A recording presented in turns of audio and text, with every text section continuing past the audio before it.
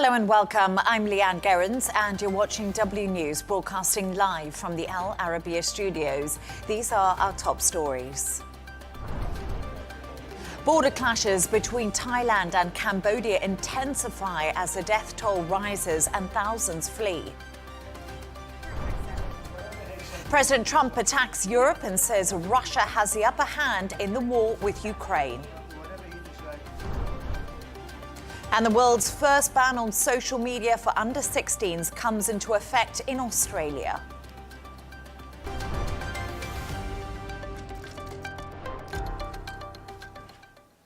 Now, fighting between Thailand and Cambodia over a disputed border is continuing to spread and thousands of people have been displaced.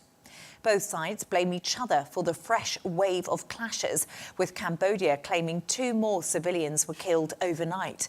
Meanwhile, Thailand has reported that at least 3 soldiers have been killed.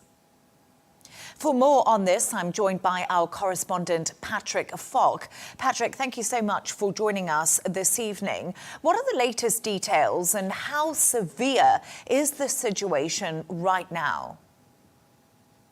Well, it's the second day of clashes between the two countries, and it certainly seems as though the situation is becoming more serious. It's gotten more intensified over the last 24 hours. Fighting has broken out in 9 provinces along the disputed border area, and the Thai Air Force has confirmed that it launched a second day of airstrikes, although it declined to give any further details. The death toll is also rising. You mentioned that on the Thai side, they say that 3 of their soldiers have been killed and dozens others wounded as well. The Cambodian side says 9 civilians are dead and about 20 wounded. The Thai army previously said that it was only targeting Cambodian military infrastructure. It's not clear if that's still the case, but also the humanitarian situation is becoming more serious. You talked about the people that were being displaced.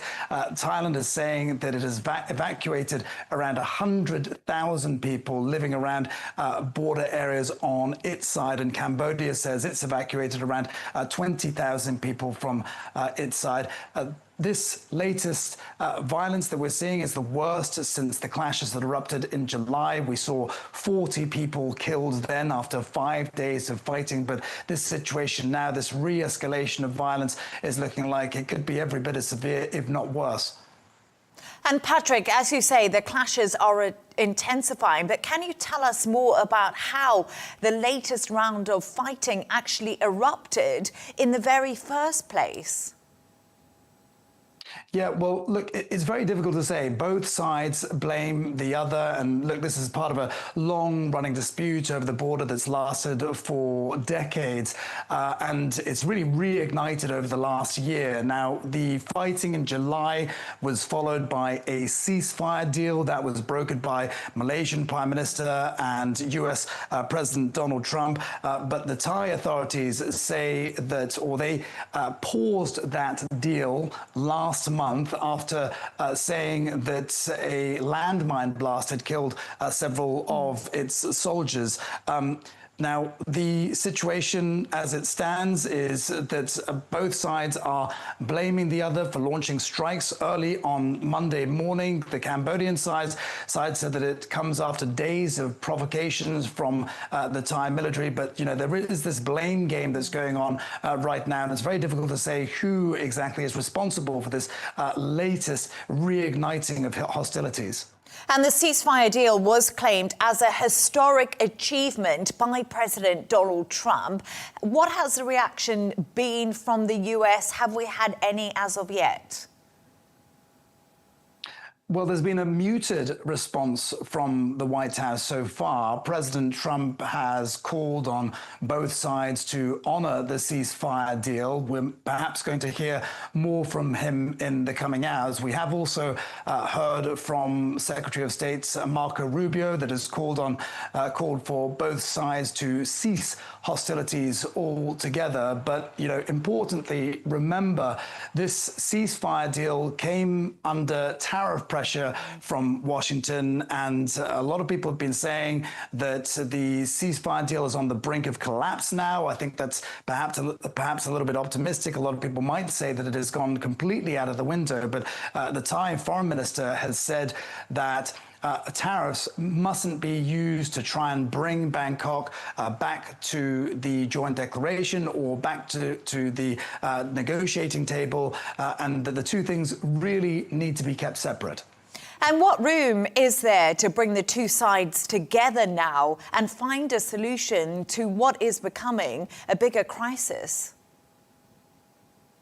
Well, this is a major situation for the ASEAN region. Malaysia has said that the region can't afford for these sorts of long-running disputes to turn into cyclical confrontations. They are trying to call for calm right now, but equally, it's difficult to get the two sides to talk to each other. Cambodia, we're hearing, are saying that they are ready to engage in talks. So that's according to a senior advisor to Cambodia's Prime Minister. But Thailand, it seems, may not be ready for dialogue right now. Previously, Thailand's Prime Minister has said that nobody should be calling on Thailand for restraint, and that if they want the hostilities to stop, they need to stop the aggressor. Patrick Falk, as always, thank you so much for joining us.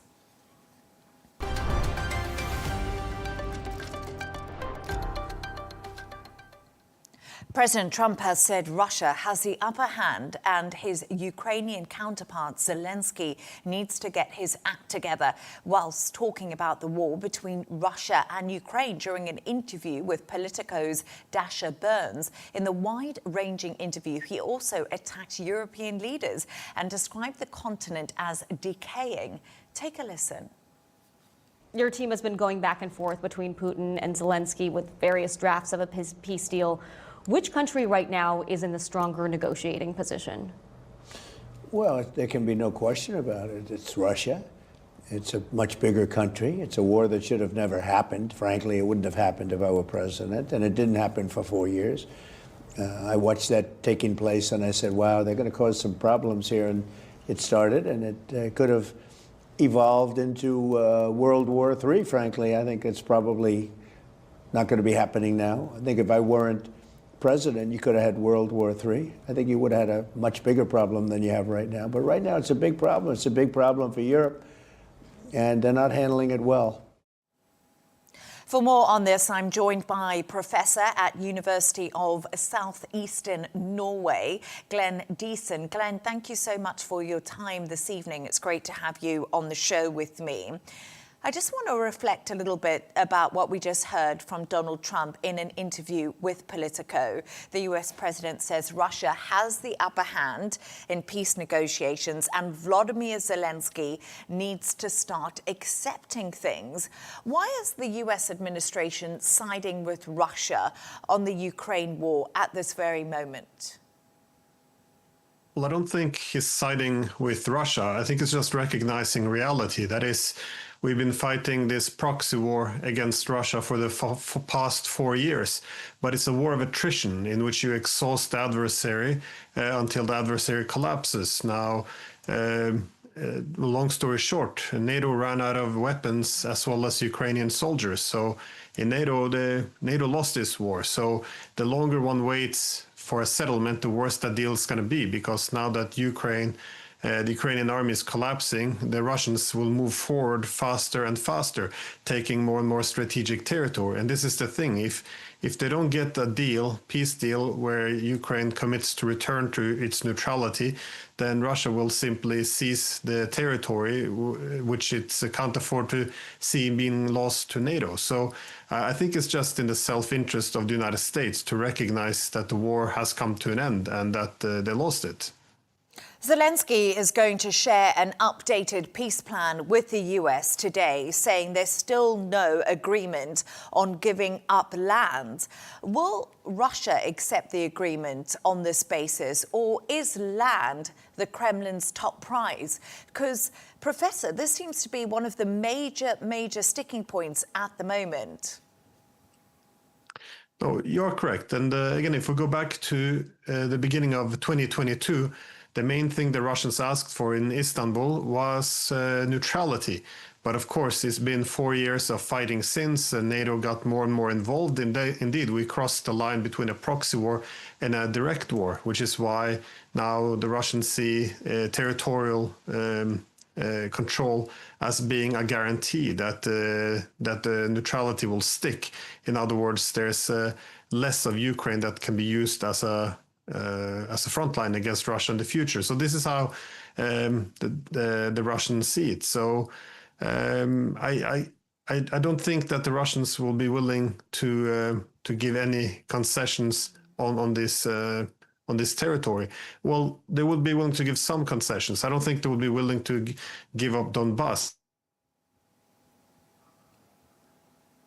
Professor Glenn, we seem to have lost your line there. I do apologise. Hopefully we can get him back up. If not, we were just speaking to him about the latest interview that Donald Trump had been doing on Politico. Professor Glenn, I do think we have you back on the line, do we? Are you able to hear me? Yes, sorry, I'm not sure what happened there. No, that's absolutely no problem. Sometimes the internet does fail us. But we're just talking there about what concessions Russia could maybe have in place that it could agree to in order to end the fighting, because we spoke about land and territory, and that's probably not one of them. Well, what can't be negotiated is what is seen as having started the war, which was the coup in 2014, that is, which stripped Ukraine of its neutrality. So the main source, the main foundation of any peace agreement has to be for Ukraine to restore its neutrality. This places some strict limitations on what kind of security guarantees they will accept from NATO. And of course, after 4 years, they also want the territorial concessions. Now, on this, I don't think there's that much they can compromise on. Like I said, Donbass is not up for compromise. I think Zaporizhia and Kherson, they're willing to stop where they are now. I think that kind of concession they could give.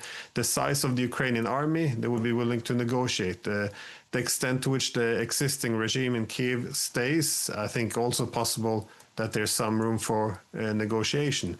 But the issue of neutrality and Donbass, I don't think the Russians will move at all. And as we have this discussion right now, you and I, men are dying on the front line, and President Trump is putting lots of energy into this peace agreement. Is Putin preparing for more war, not a peace plan, and to ignore Trump's demands to stop fighting? Well, here's the thing, that the Russians, they believe that they are fighting a war which is an existential threat. That is, as the Russians have been saying for years and years, NATO in Ukraine is an existential threat. So this is a war they think they can't walk away from. This is why they set these very clear objectives, which are, many of them are non-negotiable. They will either achieve them through war or diplomacy. That is, for NATO to back away from Ukraine. Again, for the Russians, it would be as if Russia would establish military bases and missile systems in Mexico.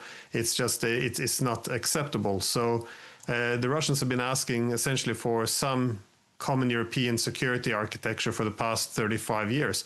And now, of course, that it's not just existential, but they're also winning this war. I don't think they're going to be willing to make any concessions on the key demands. But again, there's a historical opportunity here. That is that the United States seems very willing to end essentially the past 100 years of confrontation and seek some kind of a peaceful coexistence with Russia to essentially adjust to this new multipolar world. So I think that in light of this, there's many in Moscow now who would like to make some concessions to Trump to change this relationship, to end this zero-sum rivalry which we've had for so long. But at the same time, they do recognize that this has been a proxy war. That is, it's Americans who've been fighting the Russians primarily. It's Americans' weapons, logistics, intelligence, targeting, war planning, financing. So a lot of these missiles as well are operated and fired by American contractors. So this has been an American-led war, the way they see it, which has cost the lives of tens of thousands of Russians. So they don't know who the new government in Washington will be. So they're a bit of confronted with a dilemma. They have an historical opportunity to improve relations with the United States now. On the other hand, they don't want to put themselves in a vulnerable position. And I just want to ask you a final question, because as I was saying, Donald Trump has launched this wide-ranging attack on European leaders in an interview with Politico. And what do you make of the new US security strategy, which has been interpreted differently by various different people? Is this a divorce from Europe? And what is Trump's view on Europe right now? Well, I don't think it's a complete divorce, but it's deprioritizing Europe. That is, under the hegemonic order after the Cold War, then the US pursued global primacy. To do this, they partnered up primarily with the Europeans to have collective hegemony. This is why NATO expansion became a core component of US security strategy. But now the reality of the world is that it's multipolar, has many centers of power, China being the leading one after the US. So given that the world is multipolar, the US will have other strategic interest. Its main interest will be to shore up its control over the Western Hemisphere, and the second will be to confront or contain China in Asia. Europe perhaps comes in at a far third, but maybe in the Middle East will be a higher priority. So Europe is no longer high priority, and the United States doesn't really want to waste that much more resources. They want to take their finite resources and prioritize on other regions. And also there's a concern about the more ideologies we see now in Europe. So and again, I do agree that the European leaders interpret this very hostile, because this new security strategy points out that the European countries are becoming more authoritarian in terms of marginalizing political opposition, the media. And so for this reason, even encouraging the United States suggests it will seek to cultivate an opposition to counter this European elites. And of course, the US would like also to end the NATO expansionism. Again, as this belongs to the old hegemonic order, which is dying, or is already gone. So I think it's just the United States adjusting to a multipolar world according to a very Kissinger view. Glenn Deason, it was brilliant to speak to you. Thank you so much for your analysis and time. We're now joined by defence and security analyst Tobias Alwood. Tobias, great to have you on the show. I don't know if you're just hearing my conversation there with Professor Glenn, but I just want to ask you the very same question that I asked him. What do you make of the new national security strategy? Do you think Europe is alone, or is it the US readjusting? Yes, well, good evening. I did hear those comments. I was baffled, but not surprised, I suppose, to see him putting that case forward that Russia is the innocent party here, and Ukraine should really give up a lot of its territory, including Donbass as well, and Odessa, the port. Yes, you're right. Turning to Trump's national security strategy, it's been a difficult year with the American president in charge. Europe has shown huge patience with him, going to almost embarrassing lengths. We've seen leader after leader going into the White House, stroking his ego, praising his leadership, flattering him in the hope of avoiding tariffs, keeping him engaged with Europe, and hopefully against Russia. And the evidence was already there that that strategy wasn't working, seeing how Trump treated President Zelenskyy back in the Oval Office in February, I think it was, halting weapons deliveries, cutting intelligence aid and so on. And of course, that embarrassing Alaska summit, bringing in Putin from the cold. But all that subservience, where has it ended up? We've been tiptoeing around Trump, fearing he might walk away.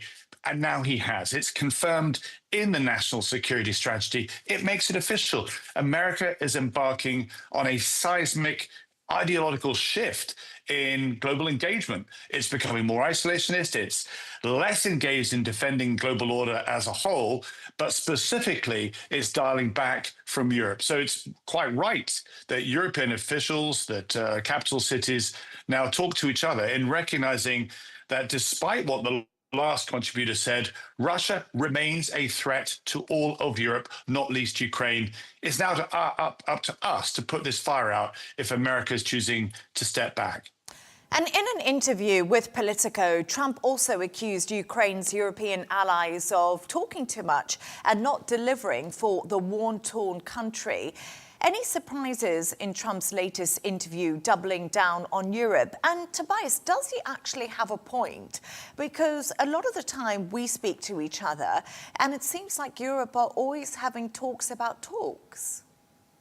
It is, but why are we having talks about talks? I mean, you make such an important point. The reason why we've had talks about talks is because we've been waiting for Donald Trump to somehow use the power of the White House to strike a deal. And attempt after attempt has clearly failed. But it's not just failed because the effort by America, it's because America was pursuing a very different outcome. It simply wants a fast deal so America can start trading with Russia, bring Putin in from the cold. That is the distinct difference between European thinking that treats Russia as an ideological threat and America that simply thinks this is all going to go away if some sort of deal is signed. I've said on this program, I think in the past, every day Britain is somehow attacked by Russia. Our territorial waters are infiltrated by Russian boats now.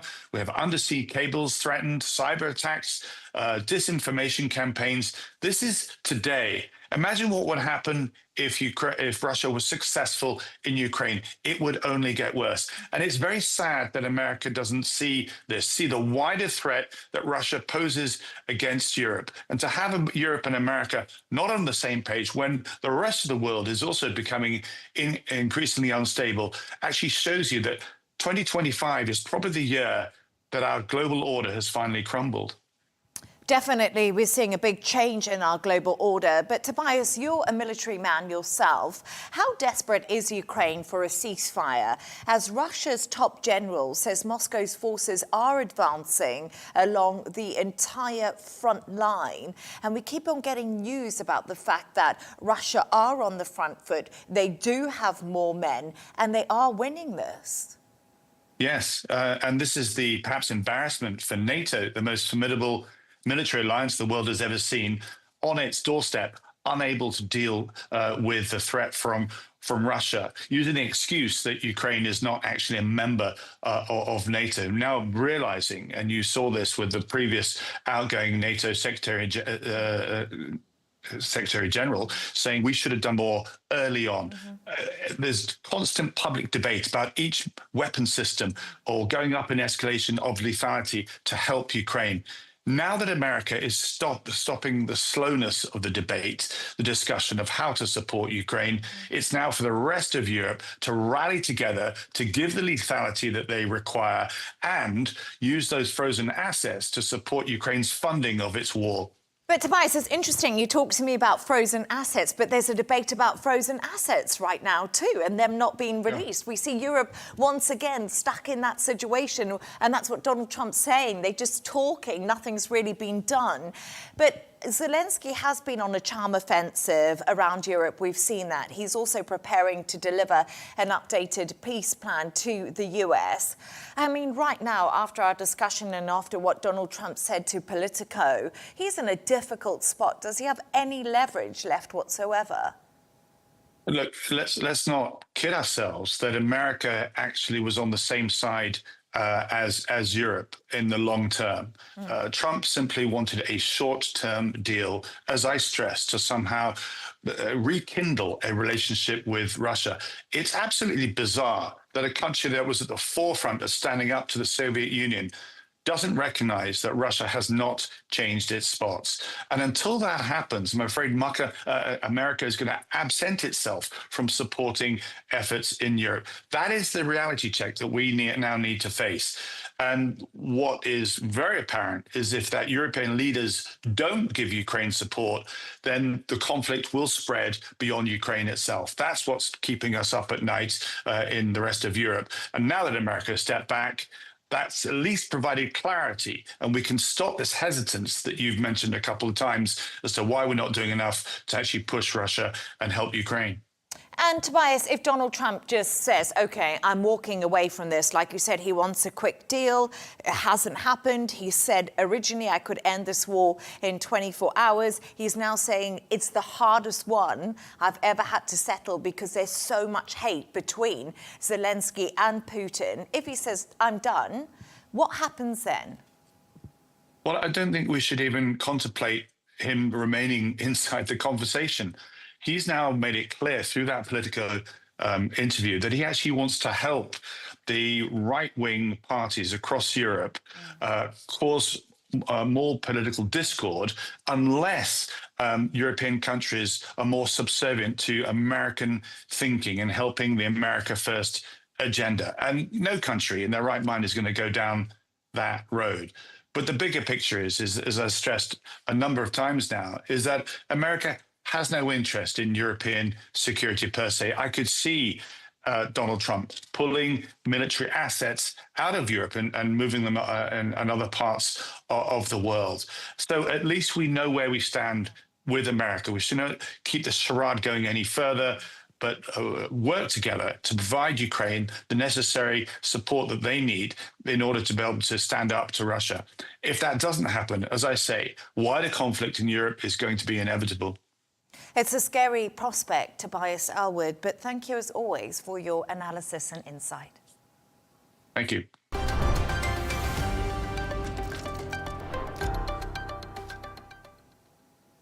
Japanese authorities are calling for people to watch for strong aftershocks following a 7.6 magnitude earthquake in the country's north late last night. The earthquake set off emergency alarms and triggered a tsunami warning in the Tohoku region, which is located close to the epicenter of the massive 2011 earthquake and tsunami. Chris Gilbert reports from Tokyo. An unwelcome reminder of Japan's seismic vulnerability. The midnight shake forced 90,000 people to evacuate their northern Japan homes into freezing winter conditions. Nearly 1,000 of the temporarily displaced sheltered at nearby self-defense force bases on Tuesday as the temperature dropped below -7 degrees Celsius. The tremor triggered emergency alarms and tsunami warnings. The highest recorded wave hit 70 centimeters in nearby Iwate Prefecture. While some water leaked from a nearby nuclear processing plant, most of the area's nuclear reactors were not affected. At least 34 people were injured, mostly from falling debris. More than 1,000 homes were without water on Tuesday due to damaged pipes. Nearly 200 schools were closed as dozens remained in evacuation centers. Authorities are now taking stock of the damage. We are continuing efforts to release information on damage. In addition, it has been assessed that the likelihood of a large-scale earthquake occurring in the region has elevated, and an advisory notice for heightened caution has been issued for the Hokkaido and Sanriku areas. Japan's bullet train system resumed on Tuesday and power was restored to nearly 10,000 households, but the danger has not passed. Authorities are urging people in Tohoku to stay vigilant for at least a week, as experts believe that this earthquake may have been caused by a fresh rupture in a fault line which increases the chance of large aftershocks of magnitude 7 or even higher. Analysts say it may be part of a 20-year cycle of large earthquakes for the area. Japan is prone to earthquakes and is prepared with alert systems and reinforced buildings, which may be cold comfort for locals who have to wait out the aftershocks and hope a big one doesn't strike again. Chris Gilbert, Arabiya English, Tokyo.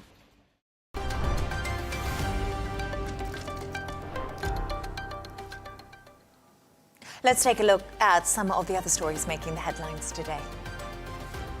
Sudan's Air Force has carried out airstrikes that killed at least 1,700 civilians, targeting homes, markets, schools, and a displaced persons camp, according to a new investigation. The Sudan Witness Project says the attacks use unguided bombs in densely populated areas and highlighted repeated strikes on residential neighborhoods and essential facilities. The owners of a Goa nightclub where a fire killed 25 people fled the country hours after the tragedy. Police say the Lutra brothers flew to Thailand and have appealed to Interpol to track them down. Investigators believe the blaze was sparked by fireworks inside the venue. 5 people remain in hospital. A Beijing court has ordered Malaysia Airlines to pay more than £300,000 to the families of 80 passengers who were on board the missing flight MH370. The compensation covers funeral costs, emotional distress and the death of loved ones. Most passengers were Chinese and their families continue to seek answers after the plane vanished in 2014. The search for the plane are set to resume later this month. The US has deported a second group of Iranian nationals. Officials in Tehran have confirmed it comes as the Trump administration continues strict immigration enforcement. Over 15 Iranians flew from Arizona to Iran, including some who face persecution at home. Critics called the removals death flights, while Iranian authorities said the deportees agreed to return.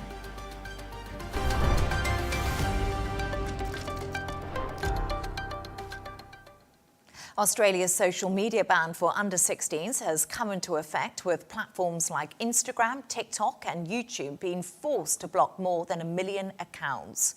In a world first, the new law, which started from midnight, means 10 of the biggest social media companies will have to block all Australians under 16 or risk being fined up to $33 million. The latest regulation has been criticised by major tech firms.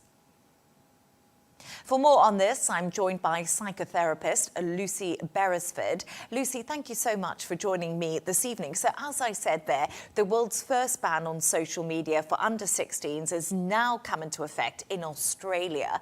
Why is the country actually doing this? Well, they've read a lot of the research which suggests that because of the plasticity of the adolescent brain, having too much exposure to social media, but in particular the algorithms of these social media platforms, is actually harming not just brain development, but also social skills and mental health. And some of the most alarming statistics are around asking children, which I think we should still call these individuals children, between the age of 13 and 18, whether they felt happy after using social media or whether they felt more negatively about themselves, about the world, about their mood. And there are some really disturbing statistics to show that girls in particular, nearly 2/3 of girls, report feeling more depressed or more anxious when using social media. And even for boys, it is just around 40 to 45% feeling more negatively about themselves or about life in general. And we don't really want small people in this world to have that additional burden. So what Australia's governments have done is that they have said, right, this is going to be a universal ban. And what that does, because in other countries, particularly in the UK, there are bans that are often implemented school by school. But what that does is that it means that there are some people who are allowed to use social media at the age of 16, 15, 14, and in other schools, they're not allowed to. So that peer pressure creates different emotional struggles for children. Whereas in Australia, the ban is going to be outright for all children under 16. And I think that's the way to go. And you say you think it's the way to go, but critics suggest this ban could also isolate vulnerable teenagers and push children into unregulated corners of the internet, because we do know that people obviously would make a plan to get around this ban that's in place. What do you make of the concerns that critics have? Well, I thought it was very interesting in your talk-up that you referenced that some of the criticism is coming from tech companies. So, of course, they have a vested interest in wanting to have as many pairs of eyes watching their content as possible, because that's how they run their advertising model. So that kind of criticism doesn't necessarily touch the sides for me. I do worry about the fact that some children might think that actually, yes, if I can't get onto a regulated site, then I might try and get onto an unregulated site. But I still think that this ban is going to be a good thing for the vast, vast majority of children under 16. And the reason I say that is because some of that content that they could have exposure to is really, really atrocious and damaging. We're talking about violent content, we're talking about deeply pornographic content that isn't just titillating, but it's actually obscene and damaging to observe. And that actually affects how children interact in relationships going forward as adults. So I think it's very important that this ban is not only happening in Australia, but it actually gets replicated in other countries once they see that actually it can be engineered, that it can actually take place, that you can take on the tech bros, as it were, and the tech companies. But I think it's far more worrying to think that there is content that is readily available for adolescents to find. It could be, it's just very worrying content. And the harder we make it for children to access it, the better. And, you know, we're just talking there about how worrying this content is and how difficult it is for children when they look at these apps and social media for so long. They may be depressed when they come off it. And I'm an adult myself and I look at social media and I think we all get those feelings. So this conversation Lucy is having around the world in all households, people of all ages, about screen time, about what to watch, about knowing what's real and what's AI. What do you suggest that people need to do in order to have this healthy relationship with social media and put boundaries in? Because it's really difficult. I'm guilty myself of getting into group doom scrolling at some points. Well, I'm very grateful for your authenticity there, because you're absolutely right. Most grown-ups are guilty of some of this behavior, and that's part of the way in which we could change the conversation. Children are very imitative creatures. Well, human beings in general are, but children in particular learn about how to function in the world by copying the grown-ups. So if the grown-ups are doom scrolling, if the grown-ups are using their phones as a sort of comfort blanket in so many situations, then the children will learn that that's okay too. So in a way, the hardest thing for the grown-ups in the room is about saying, don't do as I do, do as I say, and then maybe change our behavior as well. Because as you say, we are just as prone to having our mood, our well-being, our sense of wellness being dismantled and affected by the amount of content that we're consuming. And therefore it's about, on a daily basis, monitoring that consumption and modeling that effectively, whether you're a teacher, a parent, a grandparent, or someone who's running a social club, modeling for our younger generation a better way to deal with something that is very important. And as you said in an earlier question, it does enable people to feel connected, but you need to understand how to make it work for you. And the adults are as guilty of that as the children. Yes, I can be very guilty of it. But Lucy Beresford, great to have you on the show. Thank you so much for speaking to me.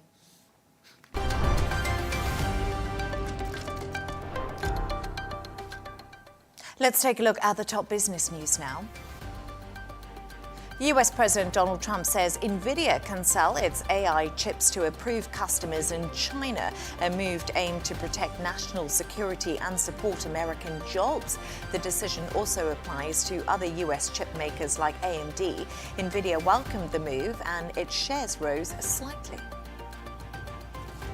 Turning to all the sports news now, and Mo Salah will not be playing for Liverpool in today's Champions League clash against Inter Milan. The 33-year-old winger has been left out of the squad following an explosive interview where he said he was thrown under the bus by the club and that his relationship with manager Arne Slot had broken down.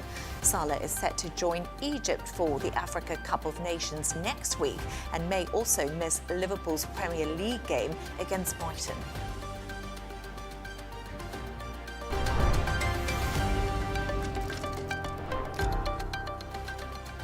A reminder of our top stories. Border clashes between Thailand and Cambodia intensify as the death toll rises and thousands flee.